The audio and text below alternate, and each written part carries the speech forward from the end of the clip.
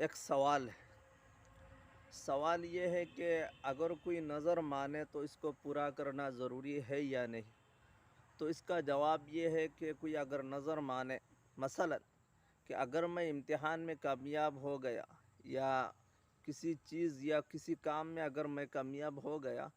تو میں 20 رکعتیں نفل نماز پڑھوں گا یا 2 روزے رکھوں گا، اگر کوئی اس طرح نظر مانے تو اس کو پورا کرنا ضروری ہے یا نہیں؟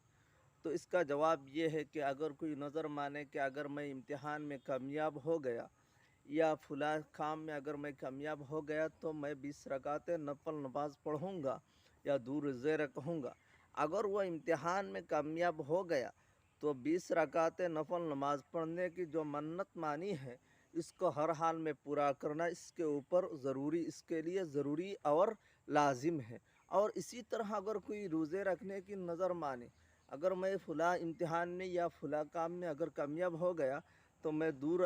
نفل روزہ رکھوں گا، تو اس کو بھی پورا کرنا ہر حال میں ضروری ہے۔